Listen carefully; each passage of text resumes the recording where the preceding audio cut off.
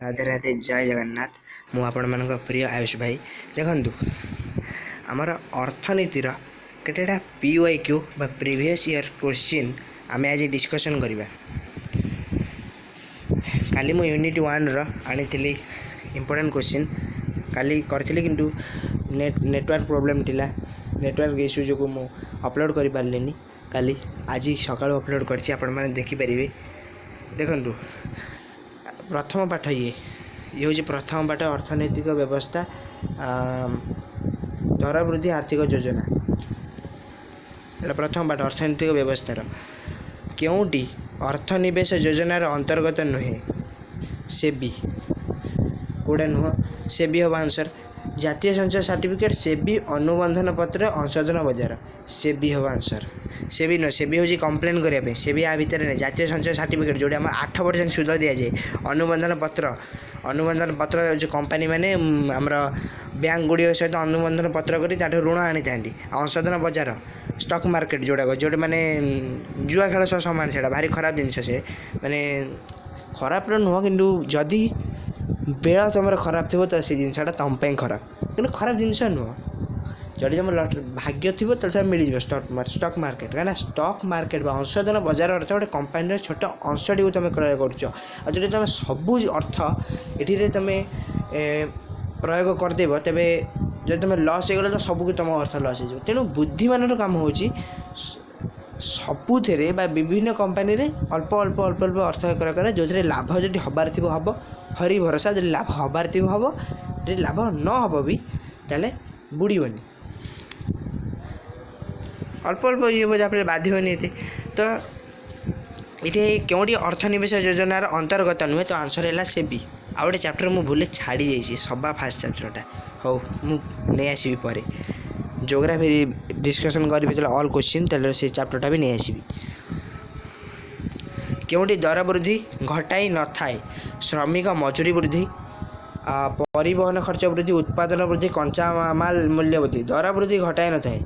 दर वृद्धि कौन ना गोटे जिनसर द्रव्य पूर्व वर्ष अपेक्षा बा पूर्व समय अधिक गोटे गोटे द्रव्य किणापी आमको आगुरी जी द्रव्य देवाक जी अर्थ देवाक पड़ूला जब तार अधिक अर्थ देवा पड़े दर वृद्धि कहुए। तो उत्पादन वृद्धि श्रमिक मजूरी वृद्धि है दर वृद्धि होता है कंचा माल मूल्य वृद्धि भी होता है परिवहन भी होता है। तो ये भी भूल ये भी भूल ये भी भूल हम कौन उत्पादन वृद्धि हम आंसर।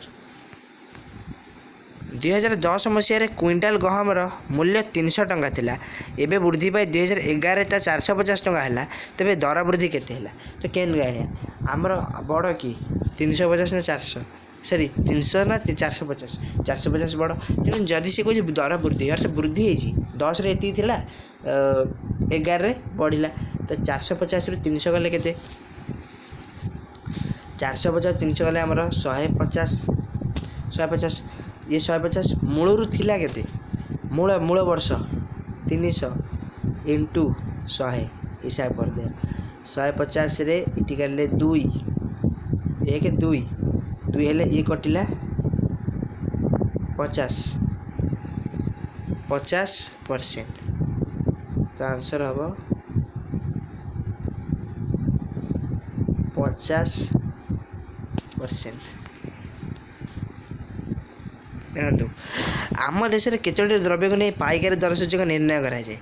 पाइकारी दर सूचक केतोटी द्रव्य को नहीं पाइकारी दर सूचक निर्णय कराए मन रखिए 460टी। तो ये विषयटा पाइला विषयटा पाइनी PYQ एति थिला मैं डिस्कसन कर आप बही पढ़ुवे एक्सट्रा पढ़ुवे टेस्ट पेपर जो भी टेस्ट पेपर अच्छी बही कि पढ़े बही अधिक क्वेश्चन आसूँ तो बही पढ़े आप मुझे PYQ थी मुझे डिस्कसन करी कि नुह बही आमको बढ़िया पड़े पुणी बही पढ़े। द्वितीय पाठ खाउटी सचेतनता केबे खाउटी क्यों दिन विश्व खाउटी दिवस रूपे पालित कराए। विश्व खाउटी दिवस मार्च 15 जातीय खाउटी दिवस मार्च 15 जातीय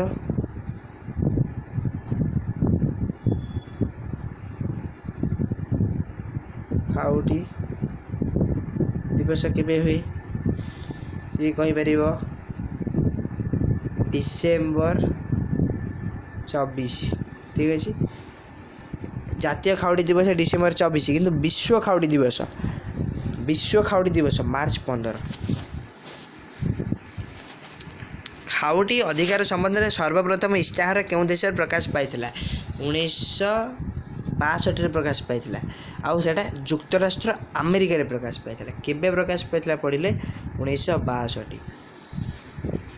PYQ ଅର୍ଥ ଉପରେ ଭରସା କରିବା ଅର୍ଥ ଏହା ନୁହଁ କି ଯେଉଁଥିରେ ଦୁଇଟା କ୍ୱେଶ୍ଚିନ୍ ଦେଇଥିବ ଆମେ ସେ ଦୁଇଟାକୁ ହିଁ ପଢ଼ିକି ଯିବା, ନାଇଁ ବହିରୁ ପଢ଼ିକି ଯିବା। PYQଠୁ ପ୍ରାକ୍ଟିସ୍ କରି ଯାଇଥିବା ଏଇ ଟାଇପ୍ର କ୍ୱେଶ୍ଚିନ୍ ଆସିବ। ଏଇଆ ଆସିବ ବୋଲି ଗ୍ୟାରେଣ୍ଟି ନାହିଁ, କିନ୍ତୁ ରିପିଟ୍ ବି ହେଇଯାଏ। କେଉଁ ପ୍ରକାର ଖାଉଟି ଶୋଷଣ ମହଜୁଦକାରୀଙ୍କ କାର୍ଯ୍ୟ ଅଟେ? ଅପମିଶ୍ରିତ ଦ୍ରବ୍ୟ, କୃତ୍ରିମ ଅଭାବ ସୃଷ୍ଟି, ନକଲି ସାମଗ୍ରୀ ବିକ୍ରୟ, ତ୍ରୁଟିପୂର୍ଣ୍ଣ ପରିମାପକର ବ୍ୟବହାର। ତ ଏଠି କୃତ୍ରିମ ଅଭାବ ସୃଷ୍ଟି ହେବ। ତ ଲୁଚେଇ ଦେଇ ରଖନ୍ତି, କହନ୍ତି ସରିଯାଇଛି ଜିନିଷ, ତାପରେ କହନି ସରିଯାଇଛି ଜିନିଷ କମ୍ ଅଛି, ମାନେ ଟୋଟାଲି ଲୁଚେଇବେନି, ଲୁଚେଇକି ରଖିଦେଇଥିବେ ଜିନିଷ। ମନେକର 5ଟା କଲମ ଥିଲା, ତ ଲୁଚେଇ ଦେଇ 3ଟା କଲମ ଦୁଇଟା ରଖିଦେବେ, କହିବେ ଆଉ 2ଟା ହିଁ ଅଛି, ସରିଯିବ, ତୁମେ ଅଧିକା ମୂଲ୍ୟ ଦିଅ। ତ ଏହା କରି ଅସାଧୁ ବ୍ୟବସାୟୀମାନେ ଶୋଷଣ କରିଥାନ୍ତି। ତ ଆଦୌ ସାବଧାନ ରହିବା ଉଚିତ। ଏଇଟା ଆମ ଡେଲି ଲାଇଫ୍ ପାଇଁ ବି ବ୍ୟବହୃତ, ପ୍ରଯୁଜ୍ୟ ଆମ ଡେଲି ଲାଇଫ୍ ପାଇଁ ବି। ତାପରେ ଖାଉଟି ଶୋଷଣର କେଉଁ କାରକ ମହଜୁଦକାରୀଙ୍କ ପାଇଁ ଅନୁକୂଳ ହୋଇଥାଏ? ମହଜୁଦକାରୀଙ୍କ ପାଇଁ ଅନୁକୂଳ ହୋଇଥାଏ କେଉଁଟା? ସୀମିତ ପ୍ରତିଯୋଗିତା, ସୀମିତ ତଥ୍ୟ, ସ୍ୱଳ୍ପ ସାକ୍ଷରତା, ସୀମିତ ଯୋଗାଣ। ମହଜୁଦକାରୀଙ୍କ ପାଇଁ ସୀମିତ ଯୋଗାଣ ଅନୁକୂଳ ହୋଇଥାଏ। ମନେ ରଖିବେ। ଜିଲ୍ଲା ବିଚାର ମଞ୍ଚର କାର୍ଯ୍ୟ କ'ଣ? ଜିଲ୍ଲା ବିଚାର ମଞ୍ଚର କାର୍ଯ୍ୟ ହେଉଛି କ'ଣ? ଖାଉଟି ସୁରକ୍ଷା, ଆଇନ ପ୍ରଣୟନ, ସାଧାରଣ ବଣ୍ଟନ ବ୍ୟବସ୍ଥା, ଶାନ୍ତି ଶୃଙ୍ଖଳା ରକ୍ଷା କରିବା। ତ ଆନ୍ସର୍ ହେବ ଖାଉଟି ସୁରକ୍ଷା। ଖାଉଟି ସୁରକ୍ଷା ପାଇଁ ଭାରତ ସରକାର 3 ସ୍ତରୀୟ ଖାଉଟି କମିଶନ ଗୋଟେ କରିଛନ୍ତି, ମାନେ 3 ସ୍ତରୀୟ ଅଦାଲତ ଭଳିଆ ଗୋଟେ କରିଛନ୍ତି, ଯେଉଁଟାକି ଜିଲ୍ଲା ବିଚାର ମଞ୍ଚ, ରାଜ୍ୟ ଖାଉଟି ସୁରକ୍ଷା, ଜାତୀୟ ଖାଉଟି ସୁରକ୍ଷା। ତ ଜିଲ୍ଲା ହିସାବରେ ଜିଲ୍ଲା ବିଚାର ମଞ୍ଚର କାର୍ଯ୍ୟ ଥାଏ କାହାପରେ? ନା ଜାତୀୟର ଥାଏ କେନ୍ଦ୍ର ସରକାର ପ୍ରଧାନମନ୍ତ୍ରୀଙ୍କ ହାତରେ, ରାଜ୍ୟରେ ଥାଏ ଆମର ଜାତୀୟରେ ଥାଏ ରାଷ୍ଟ୍ରପତିଙ୍କ ହାତରେ, ଥାଏ ରାଜ୍ୟପାଳଙ୍କ ହାତରେ, ଆଉ ଜିଲ୍ଲା ବିଚାର ମଞ୍ଚରେ ଥାଏ ଜିଲ୍ଲା ପରିଷଦଙ୍କ ହାତରେ। ତ ଖାଉଟି ସୁରକ୍ଷା ହେବ, ଏଇଟା ଆନ୍ସର୍ ହେବ। କେଉଁ ତାରିଖକୁ ଆମେ ଦେଶରେ ଜାତୀୟ ଉପଭୋକ୍ତା ଦିବସ କରିଥାଉ? ଜାତୀୟ ଉପଭୋକ୍ତା ଏବେ କହିଥିଲି ଡିସେମ୍ବର 24 ବୁଲେଇଥିଲା। ଜାତୀୟ ଖାଉଟିକୁ ଜାତୀୟ ଉପଭୋକ୍ତା କହିଥିଲା, କାରଣ ଖାଉଟି ଯାହା ଉପଭୋକ୍ତା ସେୟା। କେଉଁଟି ଖାଉଟି ଶୋଷଣର ବିଶେଷତା ନୁହେଁ? ଖାଉଟି ଶୋଷଣର ବିଶେଷତା ନୁହଁ କେଉଁଟା? ନିମ୍ନମାନର ଦ୍ରବ୍ୟ, ନକଲି ଦ୍ରବ୍ୟ, ସେବା କ୍ଷେତ୍ର, ଅପମିଶ୍ରିତ ଦ୍ରବ୍ୟ। ଖାଉଟି ଶୋଷଣର ବିଶେଷତା ନୁହଁ ସେବା କ୍ଷେତ୍ର। ଖାଉଟି ଶୋଷଣ କେଉଁ ମାଧ୍ୟମରେ ହୋଇଥାଏ? ନିମ୍ନମାନର ଦ୍ରବ୍ୟ ଏଇ ମାଧ୍ୟମରେ ହୋଇଥାଏ, ଅପମିଶ୍ରିତ ଦ୍ରବ୍ୟ ଏଇ ମାଧ୍ୟମରେ ହୋଇଥାଏ, ନକଲି ଦ୍ରବ୍ୟ ଏଇ ମାଧ୍ୟମରେ ହୋଇଥାଏ, ସେବା କ୍ଷେତ୍ରରେ ହୋଇନଥାଏ। ସେବା କ୍ଷେତ୍ର ଯିଏ ଶୋଷଣକାରୀ ସେ ସମ ସେବା କରିବେନି, ହେଲା। ତ ଏଇଟା ପାଇଲା। ଦାରିଦ୍ର୍ୟ ଆମର ଏଠାରେ ହେକ୍ଟର ପିଛା ଧାନ ଉତ୍ପାଦନ କେତେ? ନା 29.1 କୁଇଣ୍ଟାଲ ହେଉଛି। କେଉଁଠି ହେଉଛି କିନ୍ତୁ ଲେଖା ହେଇଛି ଏଇଠି, ଆଉ ସେଇଟା ଭାରତରେ ହେଉଛି। ଧାନ ଉତ୍ପାଦନ ସର୍ବନିମ୍ନ ସେଇ ମସିହାରେ ଥିଲା, କିନ୍ତୁ ବର୍ତ୍ତମାନ ଭାରତ ଧାନ ଉତ୍ପାଦନରେ ଦ୍ୱିତୀୟ, ଆଉ ପ୍ରଥମ ହେଉଛି ଚୀନ। କୃଷି ବିଷୟରେ ଅଛି, କୃଷି ପାଠରେ। ତାପରେ ଆଉ ଭାରତରେ ଧାନ କେଉଁ ରାଜ୍ୟରେ ଅଧିକ ଉତ୍ପାଦନ କରାଯାଏ? ନା ପଶ୍ଚିମବଙ୍ଗ। ଗ୍ରାମାଞ୍ଚଳରେ ଜଣେ ଲୋକର ଦୈନିକ କେତେ ପରିମାଣ ଖାଦ୍ୟସାର ଆବଶ୍ୟକ? ଗ୍ରାମାଞ୍ଚଳରେ କହିଲେ ଅଧିକ ପରିମାଣ ତ 2400 କ୍ୟାଲୋରି, ଗ୍ରାମାଞ୍ଚଳରେ ଅଧିକ, ତ ସହରାଞ୍ଚଳରେ 2100 କ୍ୟାଲୋରି। ଏଇଟା ବି ମନେ ରଖିଦେଇଥିବେ, ସହରାଞ୍ଚଳ 2100।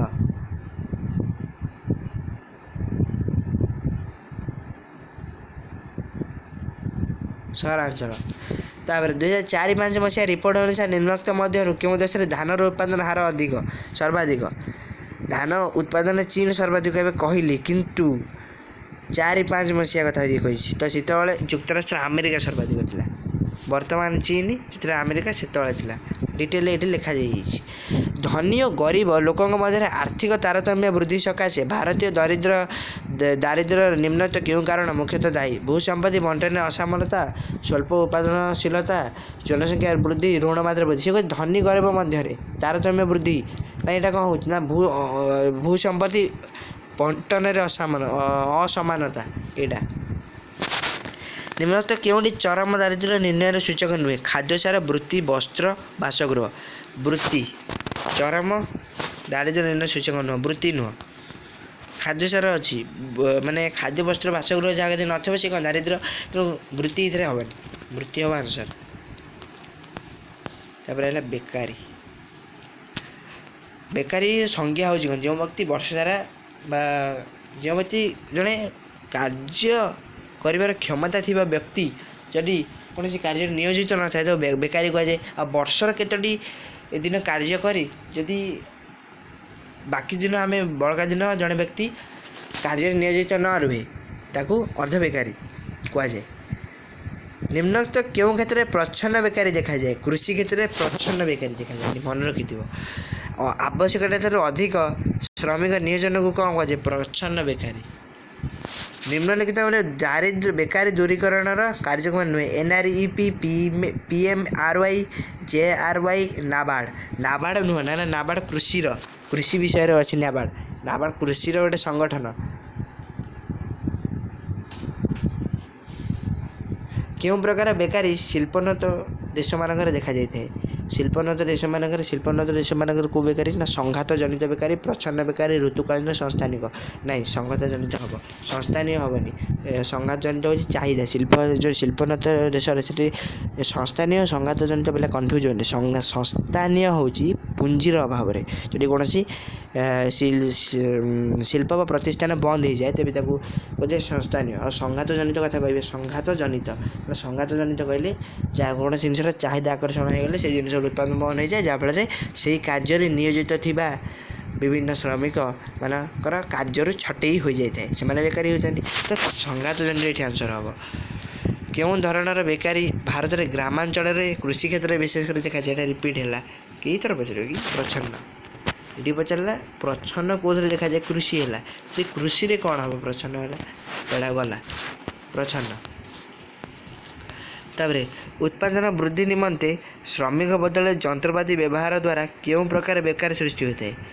ଶ୍ରମିକ ବଦଳରେ ଯନ୍ତ୍ରପାତି, ପ୍ରାବିଧିକ ବେକାରୀ। ଆଜିକାଲି AI ବା କ'ଣ ଆର୍ଟିଫିସିଆଲ ଇଣ୍ଟେଲିଜେନ୍ସର ବ୍ୟବହାର ବହୁତ ହେଉଛି, ତ ବିଜ୍ଞାନ ଶ୍ରମିକମାନେ ବି ହଇରାଣ ହେଉଛନ୍ତି, ସେମାନଙ୍କୁ ବି ଚାକିରି ହରାଇବାକୁ ପଡ଼ୁଛି। ସୋ ଉତ୍ପାଦନ ବୃଦ୍ଧି ନିମନ୍ତେ ଶ୍ରମିକ ବଦଳରେ ଯନ୍ତ୍ରପାତି ବ୍ୟବହାର ଦ୍ୱାରା ପ୍ରାବିଧିକ ବେକାରୀ ହେଉଛି।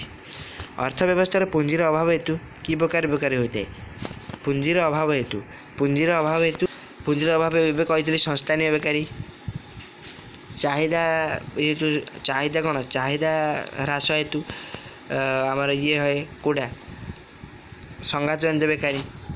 ପ୍ରାବିଧିକ ବେକାରୀ ହୋଇଥାଏ ଆମର କ'ଣ ନା, ଆମର AI ଉଦାହରଣ ଦେଇ କହିଥିଲି, ଶ୍ରମିକ ବଦଳରେ ଯନ୍ତ୍ରପାତି।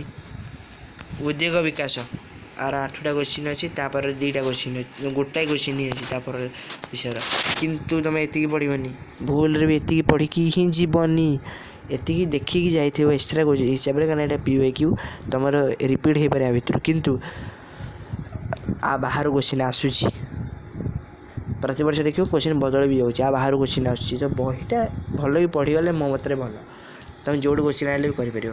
ଆକୁ ଖାଲି ଟିକେ ଓଭରଲୁକ୍ କରିଦେଇ ଯାଇଥିବ। ଉଦ୍ୟୋଗ ସୃଷ୍ଟି କରିବା ପ୍ରକ୍ରିୟାକୁ କ'ଣ କୁହାଯାଏ? ଔଦ୍ୟୋଗିକୀ ବା ଔଦ୍ୟୋଗିକରଣ।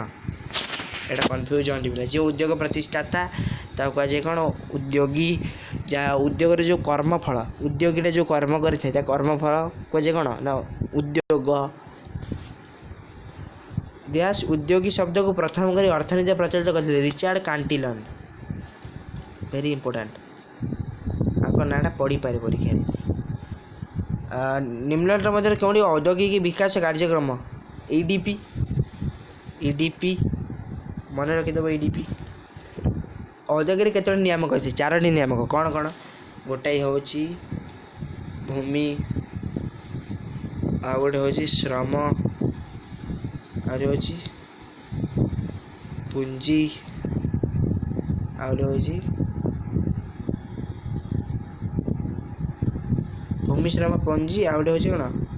ଔଦ୍ୟୋଗିକ। ଜାଗାର ଅଭାବ ହେତୁ କାଟିବାକୁ ପଡ଼ୁଛି, ସୋ ଆଉ ଥରେ ଲେଖିବାକୁ ପଡ଼ୁଛି, ସୋ ଟିକେ ଖରାପ ଭାବିବେନି। ଦେନ୍ ସ୍ୱାଧୀନ ଭାବରେ କାମ କରିବାର ଇଚ୍ଛାକୁ କେଉଁ ପ୍ରଯୋଜନା କୁହାଯାଏ? ସ୍ୱାଧୀନ ଭାବରେ କାମ କରିବାକୁ। ସମ୍ବନ୍ଧୀକରଣ, ସାଫଲ୍ୟ ଅଭିଳାଷ, ଆଧିପତ୍ୟ, ସ୍ୱାୟତ୍ତତା। ପିଲା ଖୁସି ହେଇଯିବେ साफल्य अभिलाष मार्दी आसो कि साफल्य अभिलाष हूँ किसी कष्टसाध्य कार्य को कर देखार इच्छा को साफल्य अभिलाष कहुए किंतु स्वाधीन भाव काम कर इच्छा को स्वायत्तता कहुए स्वायत्त माने निजे निजे निजे ही निज उपर ही डिपेंड करिया जो आज परीक्षा पढ़ी जाऊँ तो निज उपर ही डिपेंड कर तुम अन्य क्या नुह तो उद्योग सृष्टि करने प्रक्रिया को कौन कहुए औद्योगिकी कहुए औद्योगिकरण काश कहले कौन बुझाए काश कहले सु अभ्यास बुझाए उद्योग विकास पाई क्यों अर्थनीति अनुकूल उद्योग विकास पाई पुंजीवादी पुंजीवादी तो केवल माने कौन अर्थनैतिक अभिवृद्धि केवल खाली करवा निजर से पुंजीवादी उद्योग विकास प्रति से निज स्वार्थ एम हो केवल लक्ष्य हो केवल कौन ना आमर अर्थनीति वृद्धि करवा तो पुंजीवादी यहाँ हम तो उद्योग प्रस्ताव गोटे क्वेश्चन अच्छी हाथ जोड़ी कहबी जी क्वेश्चन देली केवल डिपेंडेंस हेब ना ये प्राक्ट कर 100% सहित बही तुम लाइन बाय लाइन पढ़ी थो जो मैंने वर्ष सारा पढ़ी लाइन बाय लाइन पढ़ी तो कौन यूट्यूब रे कौन वीडियो देखी दियो मो जो समय अभाव है तो वीडियो बन पारे वैसे भी बनइले लाभ कौन हम तो जी पार्ली इंपोर्टेंट क्वेश्चन देदेली तो केबे स्टार्टअप इंडिया शुभारंभ होता 2017 फेब्रुआरी 17 होता 2017 तो आंसर हम 2017 हम आंसर केबे 2017 फेब्रुआरी 17 तो ये सहित आमर समाप्ति घटी जाइए वर्तमान विदाय ने जो भावी भावुँ भिडियोटा समस्त को भल लगी दयाकोरी कमेंट रे जनइबे नेक्स्ट वीडियो मु आमर geography all chapter MCQ revision आनिबी यहीपरी POQ तेबे जाए आपण यहाँ प्रैक्टिस करिकी इकोनॉमिक्स सारंतु आम 3टा बेलू पुणी ज्योग्राफी आनिबा ठीक अच्छे बाय बाय।